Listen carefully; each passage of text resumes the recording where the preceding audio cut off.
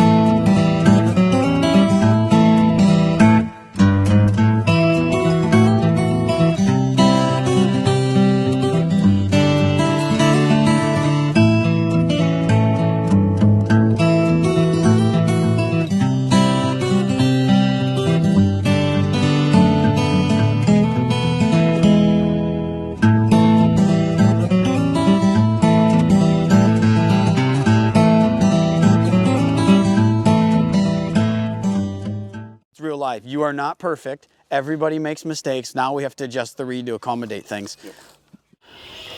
I'm here with Matt White with Big Country Pro staffer, and we're going to take a minute and go through a few things. Matt is one of our local state duck calling champions. He's also an avid hunter fisher. Wrote some blogs for us.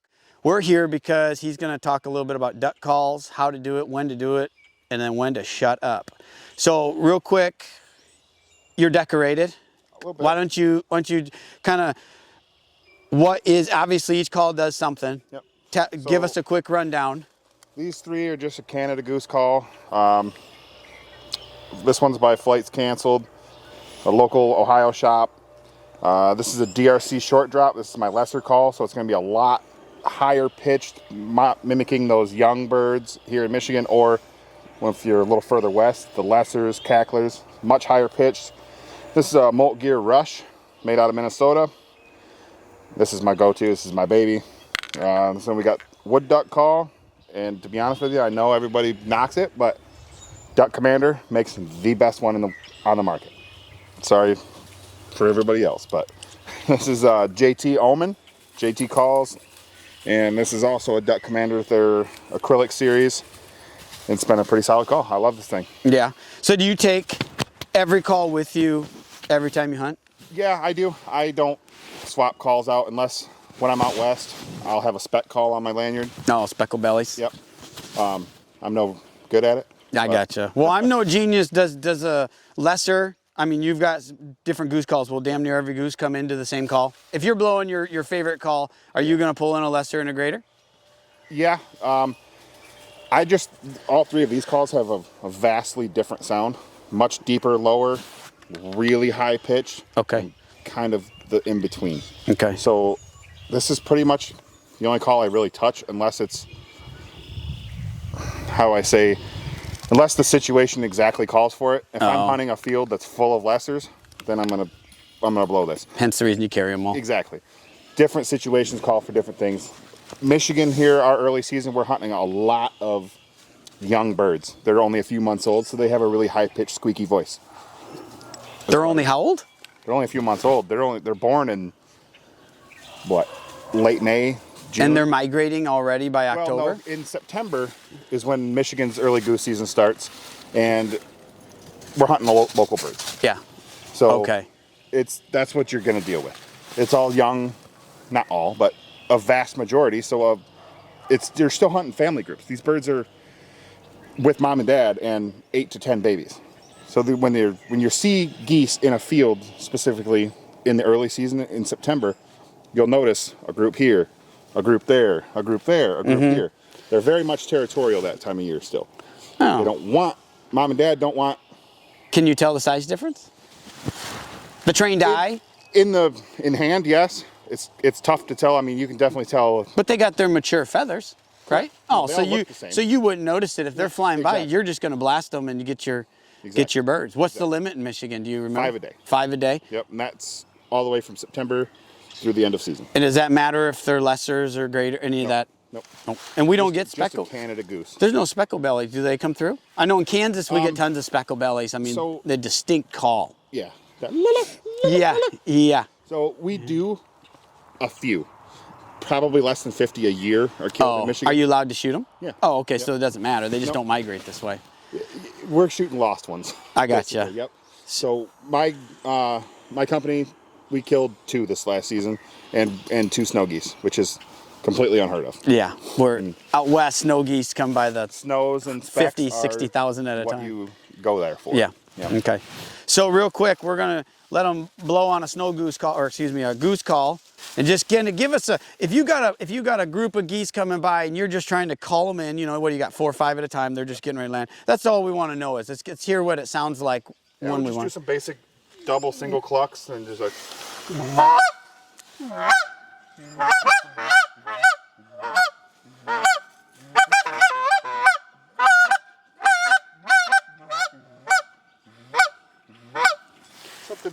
Just to get their attention is what you're basically going for there. Is there a time frame? I mean, you just did that for what, 3 to 5 seconds, but do you do that all the time, or is that you just hit them and see if they react, and if they don't react, just let them go, or do you just call the crap out of them until they do? Yes to all of that. Yeah. So a big part of waterfowl hunting and calling is knowing how to read the flock. Yeah. Because if you're calling at them and it's doing nothing, either change what you're doing, change your sound, change your cadence, Yeah. whatever the case may be, to get that reaction. Whether they want, we've had plenty of times where geese want to be just 4 guys calling, hammering the whole way, all the way to the ground. As soon as you start to lighten up, they'll start to fade. Really? So it's very much read the birds.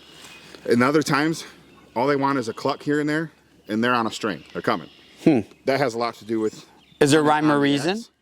If you're already where they want to be, so if you're in the field that they were in for the last 3 days, Yeah. they're coming. You're better off just not calling a whole lot. Yeah. Let them be. Yep. Let them be. Okay. And then, so that was your standard goose call. Just maybe do the other 2 real quick so we can see the tone difference, the sound difference.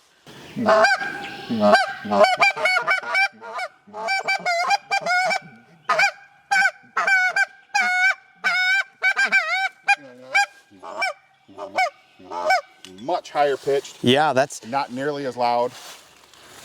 okay. Now the last one, just so we can hear the differences. This is just much deeper. I suck at this call. Hold on, sorry. This one's. What are you adjusting? So there's basically the reed inside. Yeah. How tight it's pushed in Yep. will dictate sound. Do all your calls have that? Yeah. Yep. Every call has it. They all have reeds. So is that personal preference, or is that going to be okay? Yep. Everybody likes them a little bit different. Some guys like them right out of the box. I don't personally. Sorry.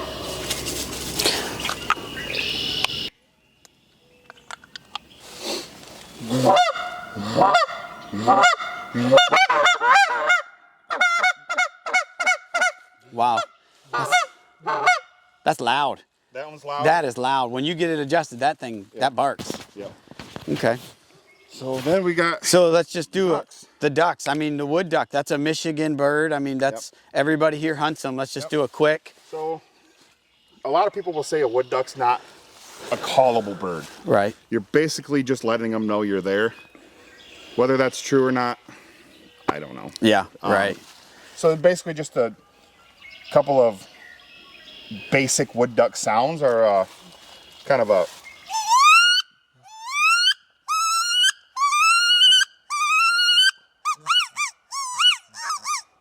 so anybody who's a deer hunter who's deer hunted and next to any creek with acorns around it has heard that noise. Yeah. Whether you knew what it was or not, That's funny. you know, you've heard that sound. Yeah, we used to, and you don't need a lot of decoys, do you? When you wood duck hunt, a couple. Like half dozen Yeah, at the most. I was gonna say that was one of the advantages to small swamp hunting is you don't need the decoys.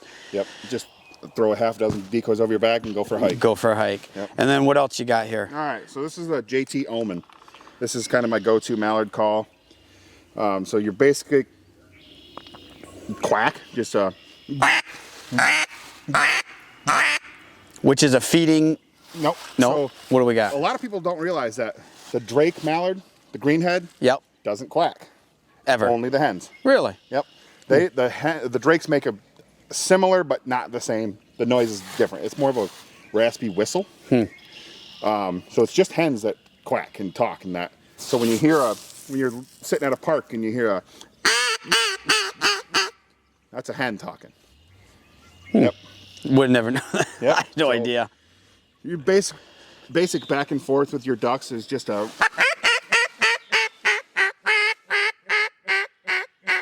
And I personally have found that what I like to call a sweet talk, or a real soft, that's that.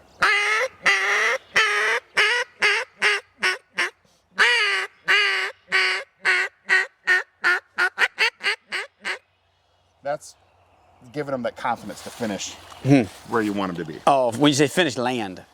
Ideally, Yeah. or right before then. Yep. And then what's your last one there? The last one, this is a Commander-in-Chief by Duck Commander. Yeah. This is my get loud call. This one's That wasn't, JT. geez, that was loud. This is a lot louder. Really? Yep. So Is that just farther birds? different situations. So if I'm hunting like a timber hole, how we have the echo in the trees, I want to be soft. Gotcha. If I'm hunting big open water where sound's got to travel, this is getting after it. So let's say I want a group of mallards crossing out quite a ways, and I want to get the attention. So Yeah. we're going to start with a hail call. Like,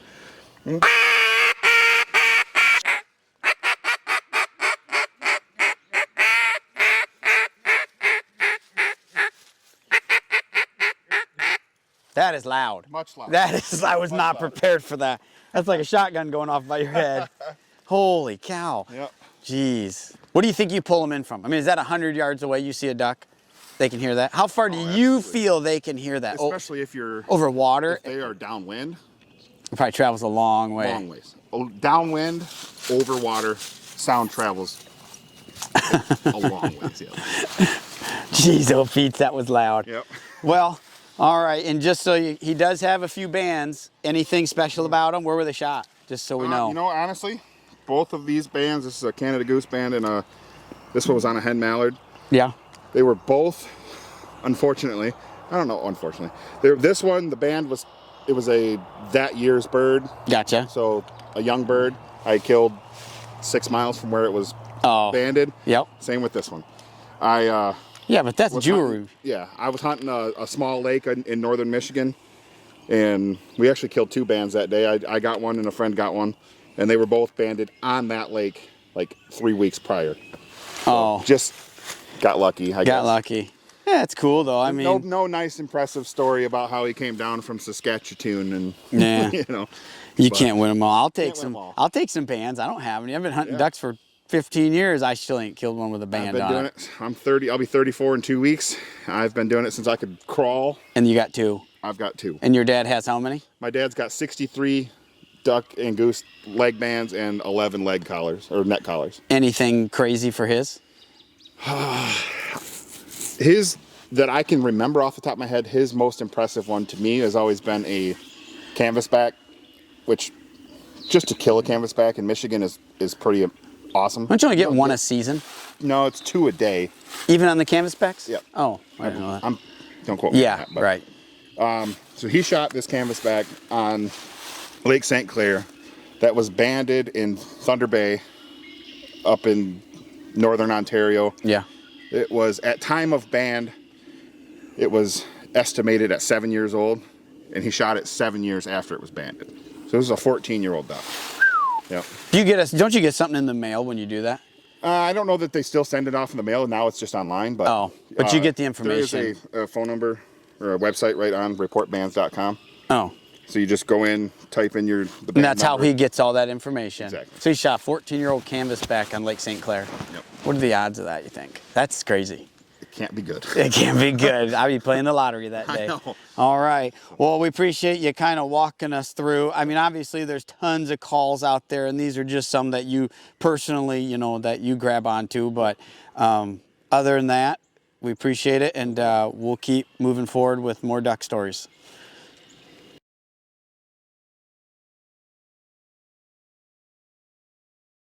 On the way out of town one time, me and the wife went to Bristol to the NASCAR race. Go Brandon. She says, how come we never talk anymore on our long trips? Like we used to when we first got together. Been together for 25 years. What the hell is there to talk about? We've done talked about everything.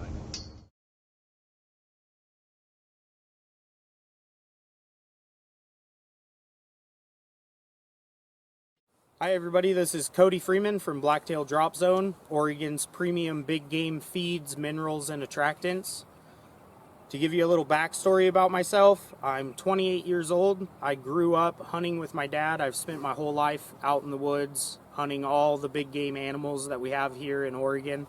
Today we're going to go and we're scouting for deer, spring bear season, turkey. We're going to look for elk, and we're looking for cougar sign. I have my sports pack, so if it flies or walks, it dies. But today we're also going to be looking at some of my older mineral sites from second season archery to see if they're still getting any activity. We're going to see if we can find any sheds while we're out in the woods today, and I'm happy that you guys could tag along with me for this adventure. Thank you.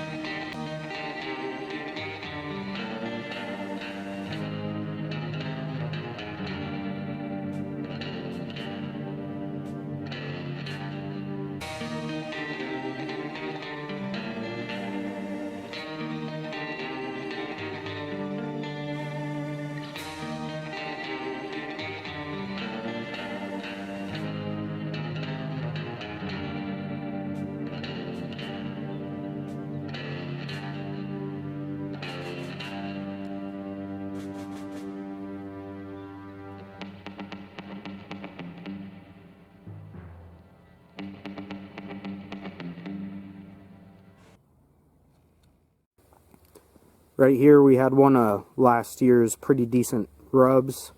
He went all around that little tree right there.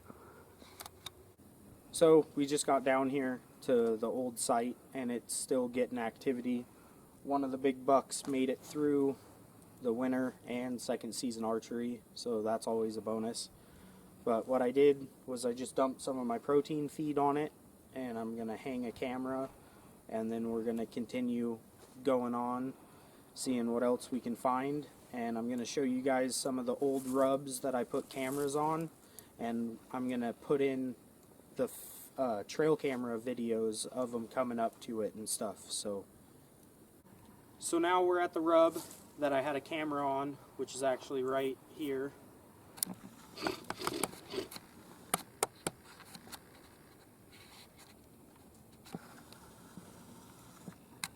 So now I'm going to show you the trail cam videos that I got last year off of this rub. And what I used was that Code Blue rack rub scent, and put that on there because that's their forehead gland scent, so it made them feel like another buck was in their area.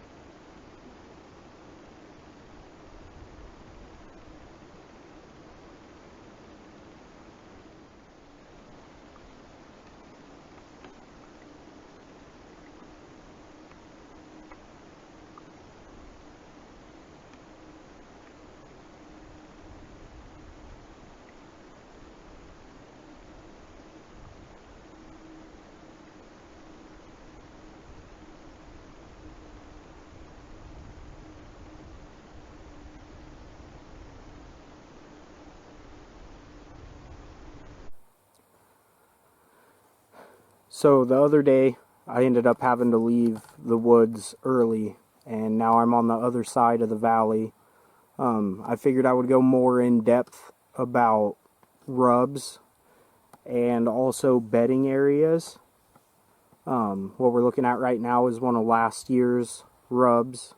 I'm not worried about blowing this bedding area out because they bed here during the winter. They don't use this as a spring bedding area because it floods with water right here during the spring. During the winter, most of the time it just has snow on the ground, so there isn't any snow runoff coming through, so they'll clear it out and have their beds through here. But this buck had marked this right here, and for those of you who didn't know, they do rubs like this because they have scent glands that are on their forehead, and so it marks it. And you know, it's just like dogs when they go and pee on a tree, it marks it as their tree. And he had this one, and then you come over here, and then there's that one that's up there. I don't know how well, and now you guys can see it. So, and then right in here, in this super thick shit right here, there's just beds all over the place and tunnels that go through this where they had been bedding down. But yeah, that's the reason that they do their rubs, is they're just marking their territory, they're claiming their rut zones.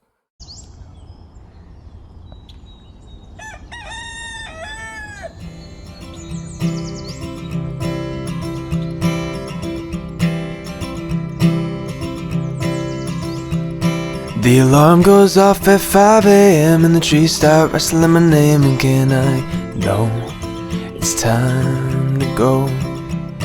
From the great big hills to the sandy shores, I'll make my way down whatever road I'll go. I'll feel at home. There's plenty to see. This life beyond these trees. So come with me, let's have a seat and watch Big Country TV.